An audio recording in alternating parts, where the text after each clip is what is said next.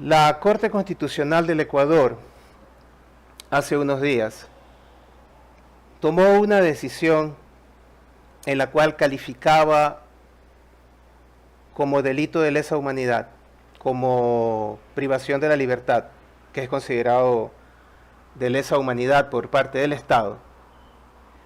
En el caso de los 4 de las Malvinas, un juicio que todavía está en proceso, que aún no ha terminado de cubrir todas las instancias legales por las cuales tiene que pasar ese juicio. Ahora bien, la pregunta es, dado esa circunstancia, ¿acaso existe algún error de parte de la Corte Constitucional al ya haber decidido sobre un juicio que está en proceso, sobre el cual aún no se ha tomado una decisión definitiva? ¿O todas sus decisiones son sacrosantas, no se deben discutir y simplemente hay que aceptarlas tal cual?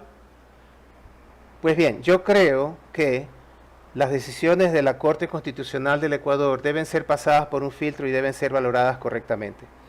Por eso hice una investigación en la cual, usando la inteligencia artificial Claude, se pidió analizar el fallo de la Corte Constitucional sobre los niños de las Malvinas, buscando si existe contradicción con la Constitución y leyes conexas, especialmente los acuerdos internacionales. Se le ha pedido además que analice si los fundamentos de la decisión cumplen con lo requerido por la ley. Además, se solicitó si estos violan fundamentos jurídicos y los derechos de la parte acusada especialmente. Se le ha pedido que también averigüe si existe sesgo o intencionalidad en esta sentencia y finalmente si hay base para considerar el delito de prevaricato de parte de los jueces constitucionales. Y se nos ha dado, interesante, el siguiente análisis jurídico, que es el que les voy a mostrar en este momento. Y me llamó mucho la atención que en una entrevista que dio el señor Enrique Herrería, que actualmente es asesor jurídico de la Presidencia de la República, entiendo que ese es el cargo que tiene, en el cual él menciona algunos de los puntos específicos que este estudio, del cual él no tiene ni la más mínima idea, o al menos no la tenía. Sin embargo, la entrevista que él dio refleja estos puntos. Entonces, el título de este documento es Análisis Jurídico de la Sentencia 1732-25-EP diagonal 26, que dice, In memoriam, desaparición forzada de Josué, Ismael, Steven y Nehemías.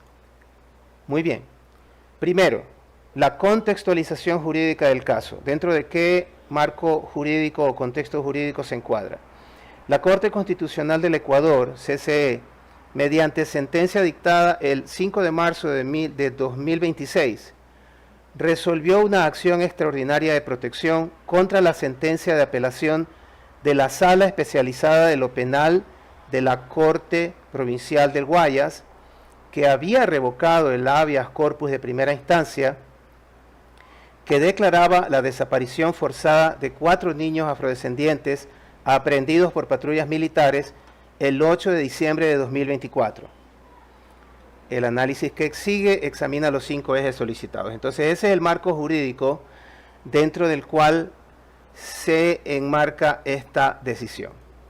Entonces tenemos, primero, la segunda cosa, lo que se le pidió, conformidad con la Constitución y leyes conexas. Ese fallo es conforme a la constitucionalidad, es conforme al marco legal existente. Muy bien. Dice aquí, fundamentos constitucionales. Lo primero que nos señala es que existen fundamentos constitucionales invocados correctamente. Antes que nada, quiero enfatizar algo. Yo he revisado cada una de las citas, cada una de las referencias que hace a la Constitución y otros cuerpos legales, y todos concuerdan. De todas formas, este artículo, este análisis va a estar publicado tanto en YouTube, y en YouTube va a haber un enlace al blog donde lo voy a copiar, para que puedan también, quienes estén interesados, revisar cada una de las citas que se dan en el texto. Entonces, nos dice aquí, la Corte Constitucional del Ecuador sustenta su competencia en los artículos 94 y 437 de la Constitución de la República del Ecuador, en lo relativo a la acción extraordinaria de protección, y los artículos 89 y 90 de la misma Constitución, que hablan sobre habeas corpus e habeas corpus instructivo. El artículo 90 de la Constitución de la República del Ecuador dispone expresamente que cuando se desconozca el lugar de privación de libertad y existan indicios de participación estatal, procede la garantía. En ese aspecto formal, la CCE, la Corte Constitucional, tiene base constitucional clara. El artículo 86.3 de la Constitución de la República del Ecuador faculta al juez constitucional a ordenar reparación integral de forma amplia. La Corte Constitucional usa este fundamento para la extensísima lista de medidas reparatorias. 2.2. Problemas de conformidad constitucional identificados. Tenemos ahí, la Corte Constitucional ordena a la Asamblea Nacional que en el plazo de 1 año reforme la Ley Orgánica de Actuación en casos de personas desaparecidas y extraviadas, con contenido específico predeterminado, los literales 1, 2 y 3 del numeral 222.2.1. El artículo 120.6 de la Constitución de la República del Ecuador establece que es atribución exclusiva de la Asamblea Nacional, ¿cuáles? Expedir, codificar, reformar y derogar las leyes. Si bien la Corte Constitucional tiene precedentes de exhortar al legislador, prescribir el contenido específico de las reformas excede la función jurisdiccional y viola el principio de separación de funciones del Estado, artículo 1 y artículo 130 de la Constitución de la República del Ecuador. Ahí está el primer problema identificado en este análisis, la invasión de la competencia legislativa. Recordemos que en la Constitución no puede una función invadir las funciones de otra, y eso lo hace esta decisión de la Corte Constitucional. B, nos dice, otro problema encontrado, invasión de la potestad ejecutiva organizacional de las Fuerzas Armadas, conforme al artículo 147 y 158 de la Constitución de la República. El artículo 147.9 de la Constitución atribuye al presidente de la República la dirección de las Fuerzas Armadas. La sentencia ordena a Midena y Fuerzas Armadas elaborar reglamentos internos con contenido específico en el numeral 222.1, incorporar la sentencia en la malla curricular de formación militar, el numeral 180.2, y redactar un texto de disculpa pública con palabras predeterminadas. Esta microgestión institucional invade atribuciones del Ejecutivo establecidas en la Constitución de la República del Ecuador. Ahí está otro problema, invade las atribuciones del Ejecutivo, no solo del Legislativo, sino del Ejecutivo. Ahí lo vemos claramente. Y otra cosa, prescripción, otro fallo, otro error, otra cosa que no debería ser, es la prescripción del texto exacto de las disculpas públicas, el literal D, numeral I, sección 11. La Corte Constitucional redacta íntegramente el texto que debe pronunciar el comandante general de la Fuerza Aérea Ecuatoriana, incluyendo frases como con vergüenza y dolor y un horrendo suceso. Esta práctica no tiene precedente en el derecho constitucional comparado y plantea una colisión con la libertad de expresión institucional y el derecho al debido proceso de la propia institución militar, que como persona jurídica de derecho público tiene derechos procesales. Más grave aún, y aquí se los resalto en color verde, se le exige admitir hechos cuya responsabilidad institucional sigue siendo objeto del proceso penal en apelación. La condena penal de primera instancia no es firme Y eso es grave, eso es muy, muy grave. Admitir sobre algo que aún no se ha dado la sentencia en firme, no se han cubierto todas las instancias. Otro problema que se encuentra es el de la tensión con el principio de ne bis in idem y presunción de inocencia, los artículos 76.7 de la Constitución de la República. La sentencia declara responsabilidad institucional del Midena y las Fuerzas Armadas en la desaparición forzada cuando el proceso penal que juzga 16 militares se encontraba en fase de impugnación al momento de expedirse la sentencia.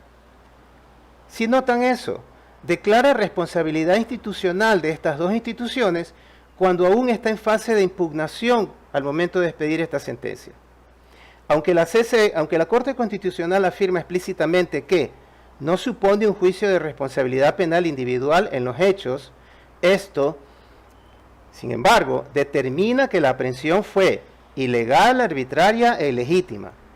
Concluye que los niños sufrieron tortura física, psicológica y sexual. Declara que las patrullas actuaron con perfilamiento racial. Estos hallazgos fácticos, escuchen bien, perjudican gravemente los procesos penales en curso y los recursos de apelación pendientes. Ya establecen un sesgo hacia cualquier decisión que pueda tomarse en base al análisis de la apelación. ¿Y eso qué hace? ¿Qué es lo que hace? Vulnerando la autonomía de la función judicial ordinaria, artículo 168 de la Constitución de la República, y la presunción de inocencia de los procesados, y eso es bien grave, artículo 76.2 de la misma Constitución, aunque no sean formalmente parte del proceso constitucional. Eso es grave, eso es una violación grave de, repito, la autonomía de la función judicial y la presunción de inocencia de los procesados. El tercer punto que se le pidió es verificar el cumplimiento de los estándares jurídicos aplicables, estándares o normas jurídicas aplicables. Primero, el estándar de prueba, 3.1, nos dice: la Corte Constitucional del Ecuador aplica correctamente el estándar de mayor probabilidad reconocido en su jurisprudencia. Y ahí menciona la sentencia 2951-17-EP/21, y en la Corte Interamericana de Derechos Humanos para casos de desaparición forzada. Este estándar es inferior al de más allá de toda duda razonable penal, lo cual es jurídicamente aceptado en sede constitucional de derechos humanos. Sin embargo, la Corte Constitucional lleva este estándar al extremo. ¿Por qué? Porque descarta la hipótesis militar del ilícito flagrante sin prueba directamente en contrario. Concluye hechos de tortura y violencia sexual, los párrafos 64.17, con base en testimonios indirectos y la llamada anónima, es decir, no con prueba en firme, evidencia en firme. Y dice, afirma perfilamiento racial como elemento probado sin más respaldo que las declaraciones de los accionantes y nada más. ¿Cuál es el conflicto? Esto genera una vulneración del principio de contradicción y de la valoración probatoria integral exigida por el artículo 76.4 de la Constitución de la República y el artículo 162 del COGEP, aplicable subsidiariamente. Ese otro problema encontrado en esta decisión, que luego ustedes van a ver que tiene cosas interesantes también que mencionar. Luego, el punto 3.2, otro problema con la inversión de la carga probatoria. Nos dice, el artículo 16 de la LOGCC y la jurisprudencia de la Corte Interamericana de Derechos Humanos justifican la inversión de carga en casos de custodia estatal. La Corte Constitucional la aplica correctamente en su fundamento general. No obstante, la convierte en una presunción casi irrefutable, dado que toda explicación estatal es calificada de no satisfactoria o no convincente sin articular con precisión por qué no lo es. Y eso es necesario hacerlo. ¿Qué es lo que pasa con esto? Esto desequilibra el principio de igualdad procesal. Otro vicio, otro problema encontrado en esta decisión. Luego tenemos, analizando la conformidad con los instrumentos internacionales, tenemos una tabla donde existe conformidad con la Convención Internacional contra Desapariciones Forzadas de la ONU, porque dice que los 3 elementos, privación, participación estatal, negativa, informativa, se aplica adecuadamente, ahí es conforme. Con la Convención Interamericana sobre Derechos es correcta, acorde con el artículo 2. Sobre la jurisprudencia de la Corte Interamericana de Derechos Humanos es mayoritariamente correcta porque se citan casos pertinentes y aquí nos menciona Bamaca, Velázquez, Radilla, Pacheco, Núñez, Naranjo, C. Ecuador. Con la CDN, Convención sobre los Derechos del Niño, es correcta porque sostiene el interés superior del niño aplicado conforme al artículo 3 de este documento, de este cuerpo legal. Y sobre esta convención, los informes de la WGEID es correcta, especialmente en desaparición de corta duración. En ese sentido, no está conforme con instrumentos internacionales. Ahora, en cuanto a las vulneraciones a derechos de las partes acusadas,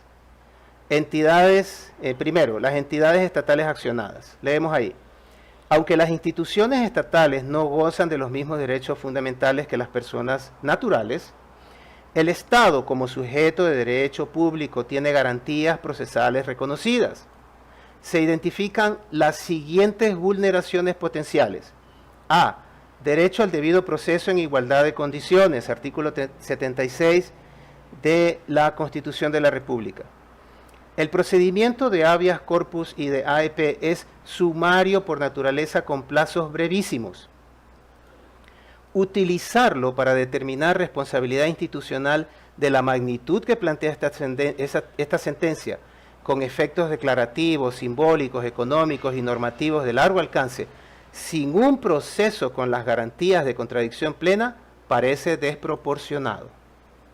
Ahí está otro problema más encontrado en esta sentencia. En cuanto a B, derecho a la defensa respecto de hechos no debatidos. Derecho a la defensa respecto de hechos no debatidos tenemos. La Corte Constitucional concluye hechos. ¿Cuáles hechos? Torturas, agresión sexual, actuación racial, que no fueron objeto central del debate en el habeas corpus original ni en la AEP. ¿Qué sucede con esto? ¿Qué es lo que está mal? Excede así el marco del tema decidendum establecido por las propias pretensiones procesales. C. Afectación a quién? Al comandante general de la Fuerza Aérea Ecuatoriana como tercero no parte.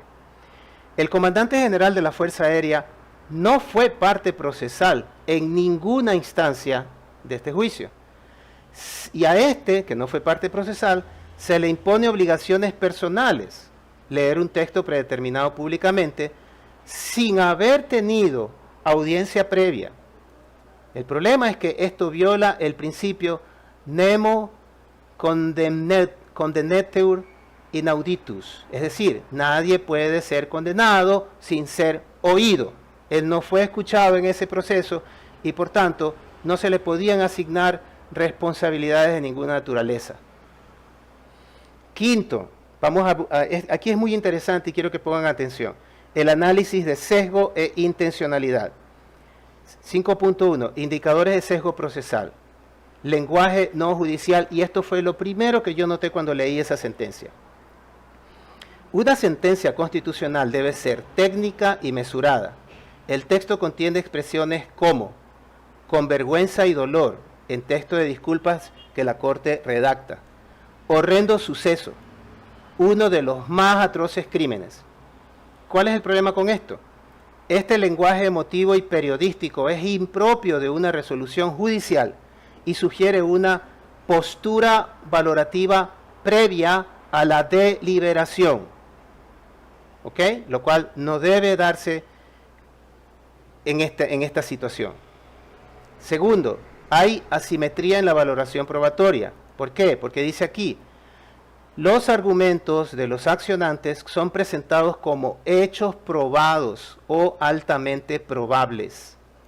Los argumentos de las entidades accionadas son sistemáticamente descalificados, es decir, de los acusados, como no satisfactorios, inconsistentes o responden a ideales institucionales no ejecutados, lo cual no existe análisis neutro y equilibrado que enfrente los mejores argumentos de cada parte.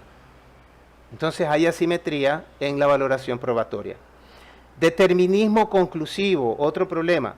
La estructura argumentativa de la sentencia sigue un orden que sugiere que la conclusión, desaparición forzada imputable al Estado, estaba predeterminada y los argumentos se construyeron hacia atrás para sustentarla.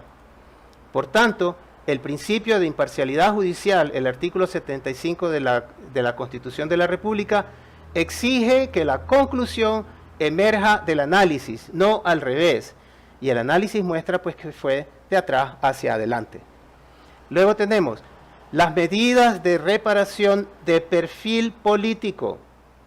Nos dice, la declaración del 8 de diciembre como Día de Conmemoración Nacional, la incorporación del caso en el Museo de la Memoria y la redacción íntegra de las disculpas públicas tienen un claro perfil político comunicacional que excede la finalidad estrictamente reparatoria.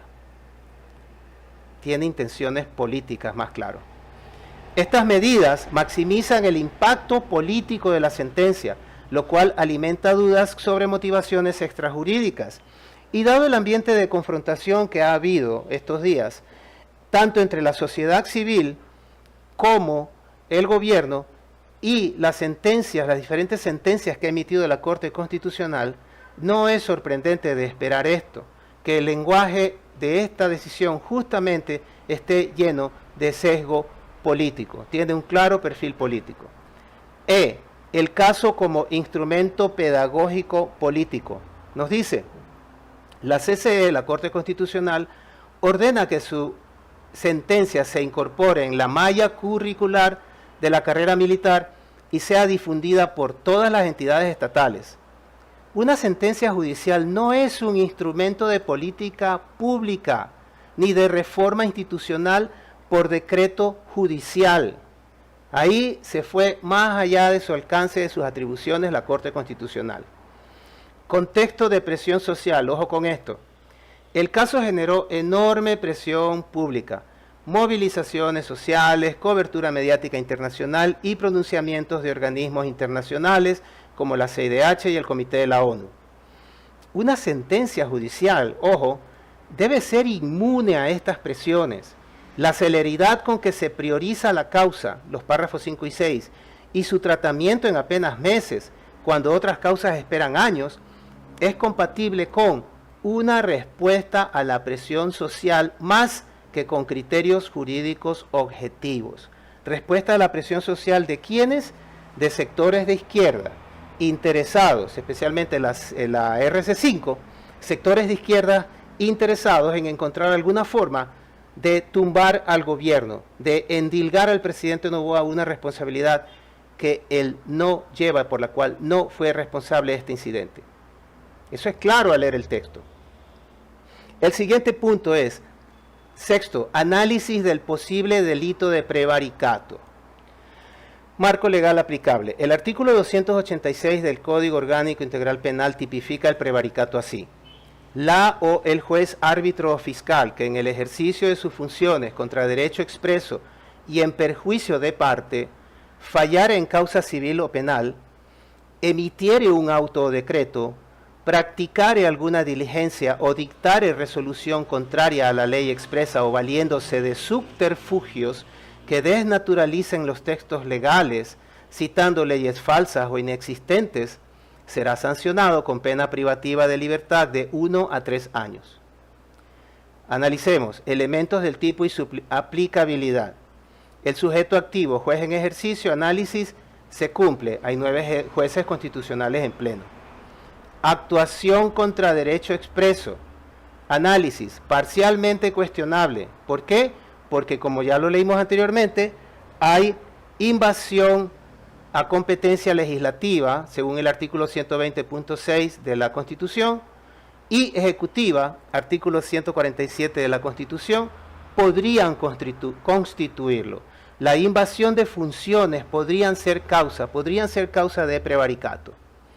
El otro elemento de tipo, en perjuicio de parte, las instituciones, aquí también hay otro problema, porque las instituciones accionadas sufren perjuicio patrimonial y reputacional con fundamentos jurídicos discutibles. Ahí también puede haber base para probar el prevaricato. Otro punto, resolución contraria a ley expresa. También hay un problema porque nos dice la prescripción de texto de disculpas para un tercero no parte podría configurarlo. Un tercero no parte podría configurarlo. En cuanto a dolo y conocimiento, es decir, conocimiento más voluntad, aquí estamos en el limbo porque este es el elemento más difícil de acreditar para probar el prevaricato. El dolo en prevaricato requiere conciencia de la ilegalidad. Habría que probar que ellos eran conscientes de que estaban violando estas cosas. Yo me imagino que sí, pero la cosa es probarlo y que la fiscalía lo pruebe. Y citación de leyes falsas o inexistentes no se configura. Las normas citadas existen y son pertinentes. 6.6.3. Argumentos a favor de que existe base para el prevaricato. ¿Cuáles son esos argumentos? La invasión expresa del poder legislativo. Ordenar al legislativo que reforme una ley con contenido específico y plazo determinado es jurídicamente insostenible bajo el artículo 120.6 de la Constitución de la República. Y yo estoy seguro que ellos saben eso.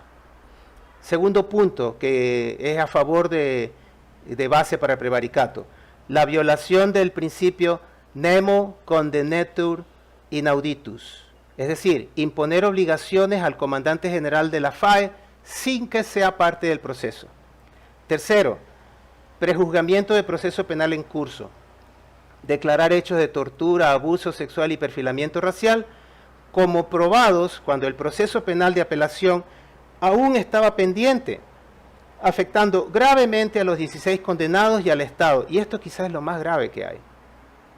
Debieron esperar a que termine todo el proceso para hacer una cosa como esta. Cuarto, exceso en el objeto del habeas corpus. La garantía del habeas corpus tiene un objeto delimitado. Utilizarla para determinar responsabilidades institucionales, sistémicas, ordenar reformas legales y prescribir textos de disculpa excede su naturaleza constitucional.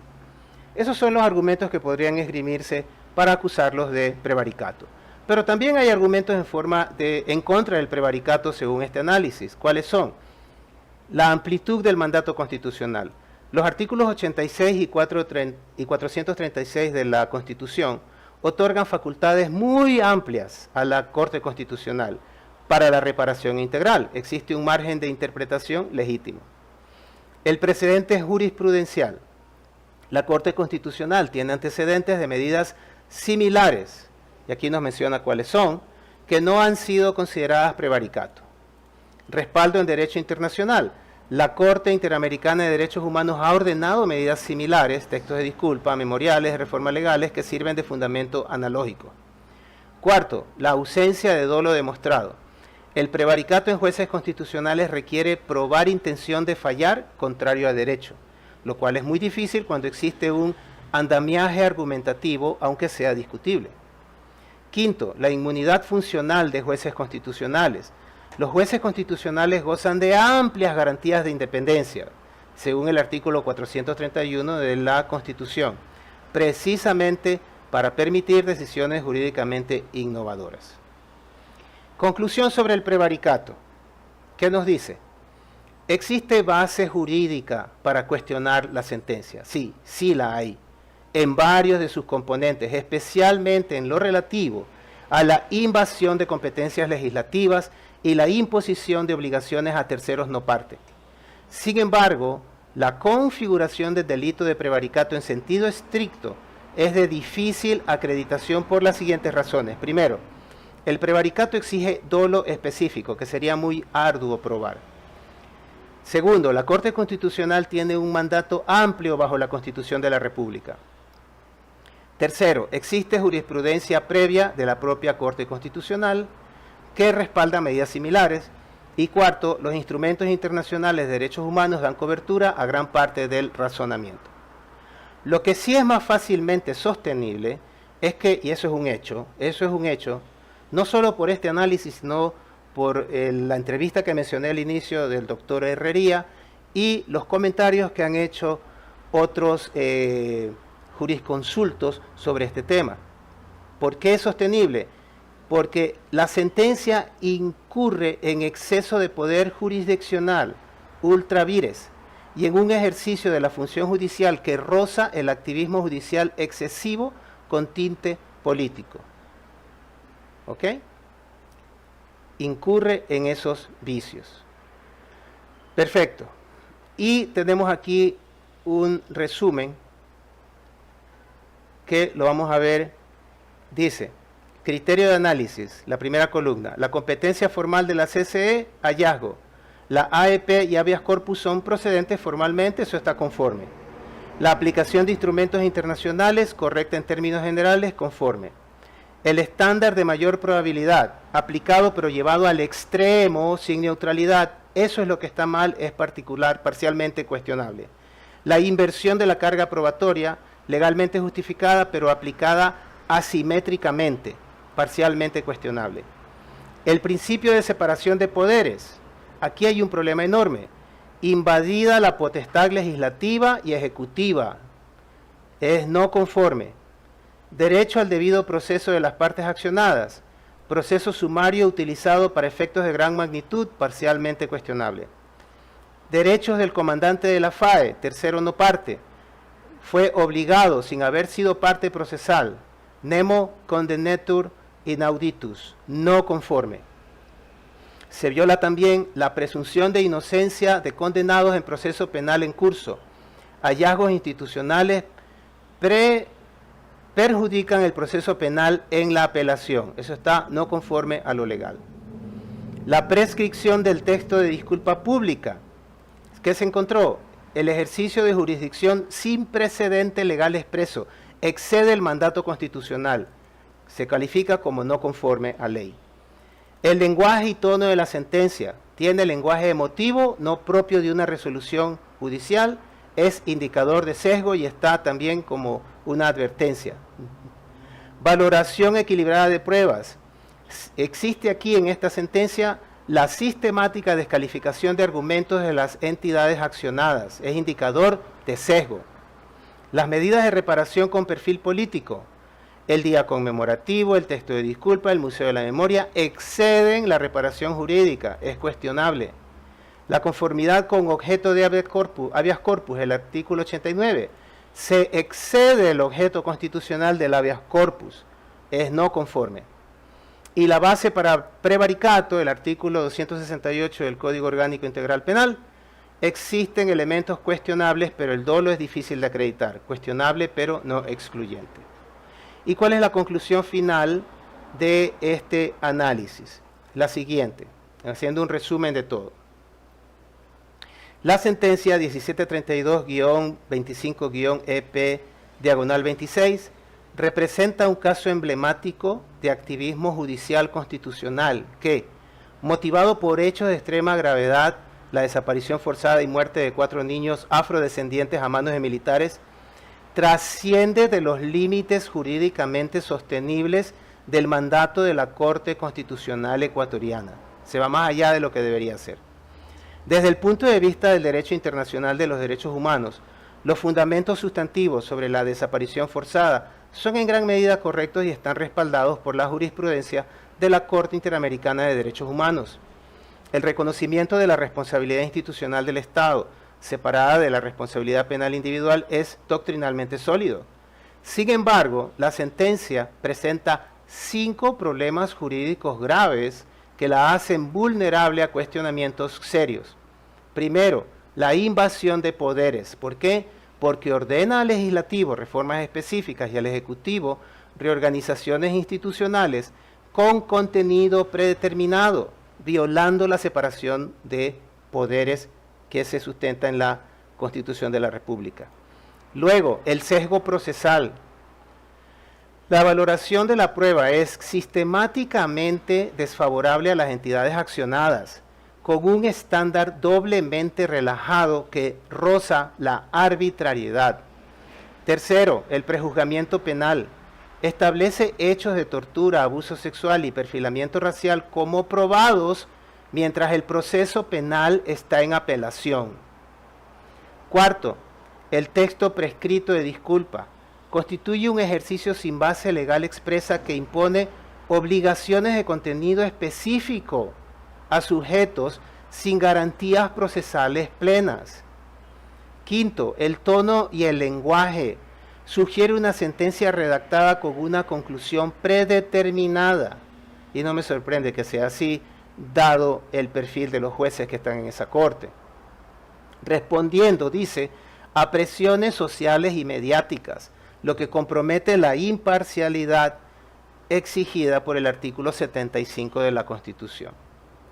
Respecto del prevaricato, si bien existen elementos que podrían sustentar un análisis bajo el artículo 268 del Código Orgánico Integral Penal, particularmente la invasión de la potestad legislativa y la imposición de obligaciones a terceros no parte, la acreditación del dolo específico necesario para este delito es jurídicamente compleja, dado el amplio margen interpretativo que la propia Constitución confiere a la Corte Constitucional. Señores, la blindaron de forma tal que no se le puede hacer casi nada.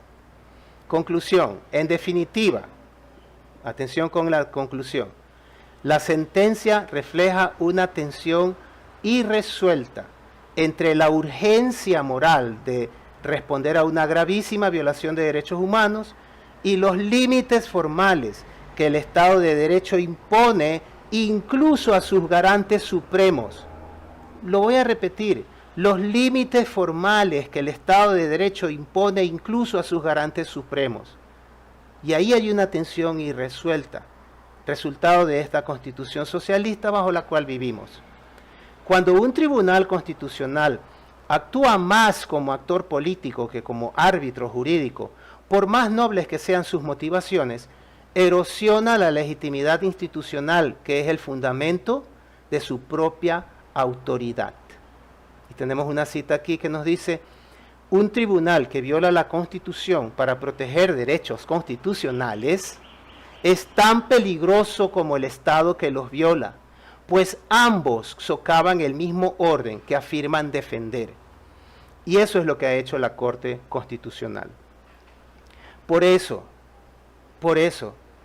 debemos analizar todas y cada una de las decisiones de la Corte Constitucional ecuatoriana, analizar dónde están sus fallas y requerir en sendas invocaciones a la legalidad y el respeto al derecho, a que corrija su accionar y que se haga eco de la voz del pueblo ecuatoriano antes de tomar decisiones que se van más allá, que atentan a la independencia de poderes y que perjudican a las personas que están siendo parte de un proceso legal cuando emite sendas declaraciones, cuando aún estos no se han finalizado, y que lo único que está haciendo es emitir sentencias que reflejan simplemente la necesidad de quedar bien ante la gente de izquierda que está buscando minar al gobierno del presidente Daniel Noboa. ¿Cuántas de las decisiones de la Corte Constitucional estarán embarradas, estarán empapadas de los mismos errores, de los mismos sesgos, de la misma intencionalidad comprobada? ¿Cuántas lo estarán? Y es labor nuestra, porque nosotros somos los mandantes, nosotros somos el pueblo, los ciudadanos ecuatorianos, los que tenemos que exigir límites al Estado, a todas sus funciones, incluyendo aquella que dice supervisarlas a todas y garantizar que todas se enmarquen en un marco legal, sin que excedan de sus funciones ni que afecten a terceros que no han participado en un proceso, ni a personas que aún están siendo juzgadas. Gracias por estar en este en vivo y gracias por ver este video a los que lo vean en YouTube. Recuerden que voy a dejar un enlace a donde va a estar el documento publicado en el blog mío, donde se tratan estos temas y donde ustedes pueden revisarlo en detalle, lentamente, cómodamente en sus casas y revisar cada una de las citas que se han hecho ahí. Les agradezco por estar hasta aquí conmigo y recuerden, es el momento de cuestionarlo todo. Es el momento de no dejar que se nos monten aquí, porque ya, una vez más, porque ya lo han venido haciendo durante mucho tiempo y viven simplemente explotándonos, viven simplemente abusando de nuestros derechos, aunque digan defenderlos. Excelente día a todos, amigos. Chao.